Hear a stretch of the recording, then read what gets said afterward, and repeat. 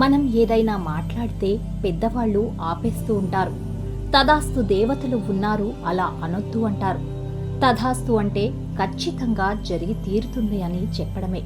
అందుకే ఏదైనా చెడు మాట్లాడేటప్పుడు తథాస్తు దేవతలు ఉంటారని అడ్డుకుంటూ ఉంటారు. అయితే ఎప్పుడైనా ఆలోచించారా, ఈ తథాస్తు దేవతలు ఎవరు? వారు ఏ సమయంలో భూమిపై తిరుగుతారు? వారి కథేంటో ఇప్పుడు తెలుసుకుందాం. మన పురాణాల్లో ఎంతోమంది దేవతలు ఉన్నారు. వారిలో తథాస్తు దేవతలు కూడా ఉన్నారు. తథాస్తు అంటే ఆ ప్రకారంగా జరగాల్సిందే అని అర్థం. అంటే మనం ఏదైనా కోరుకుంటే ఆ దేవతలు తథాస్తు అంటారని, అప్పుడు అది ఖచ్చితంగా జరిగి తీరుతుందని అంటారు. అందుకే వారిని తథాస్తు దేవతలని పిలుస్తారని చెప్పుకుంటారు. ఈ తథాస్తు దేవతలు ఎవరు? వారి కథేంటో ఇప్పుడు తెలుసుకుందాం. సూర్యుని భార్య సంధ్యాదేవి.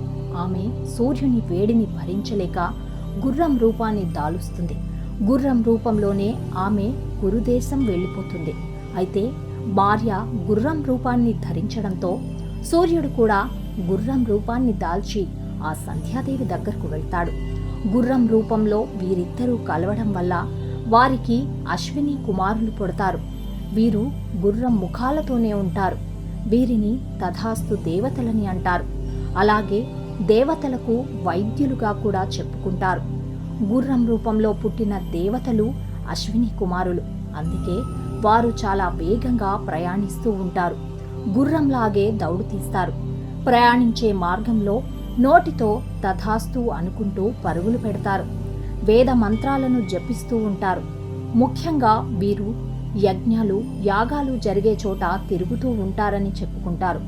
ఆ యజ్ఞ యాగాదుల్లో ఎవరైనా కోరికలు కోరుకుంటే వెంటనే తథాస్తు అని దీవిస్తారని చెబుతారు. అప్పుడు అనుకున్నవన్నీ ఫలిస్తాయని అంటారు. అశ్విని కుమారులు ఒక చేత్తో ఆయుర్వేద గ్రంథాన్ని, మరో చేత్తో అభయ హస్తాన్ని చూపిస్తారు. ఆయుర్వేద గ్రంథం ఆరోగ్యాన్ని అందిస్తే, అభయహస్తం అనుకున్నవి జరగాలని దీవిస్తున్నట్టు ఉంటుంది. ముఖ్యంగా వీరు సంధ్యా సమయంలో అంటే సాయంత్రం పూట తిరుగుతూ ఉంటారని నమ్ముతారు. అందుకే సాయంత్రం పూట చెడు మాట్లాడకూడదని పెద్దలు చెబుతారు. సాయంత్రం పూట మీ దగ్గర ఏమీ లేదని బాధపడటం, ఏదైనా నష్టం జరుగుతుందేమోనని మాట్లాడడం వంటివి చేయకూడదు. అలా మాట్లాడుతూ ఉంటే దేవతలు తథాస్తు అంటారని, నిజంగానే మీ దగ్గర నుండి అన్నీ పోతాయని చెబుతారు. సాయంత్రం సమయంలో ఇతరులకు హాని కలగకుండా నిస్వార్థంగా కోరుకోవాలని అంటారు. అలాగే మీకు ఎవరైనా అన్యాయం చేస్తే అదే విషయాన్ని సాయంత్రం పూట పదే పదే మాట్లాడకూడదు.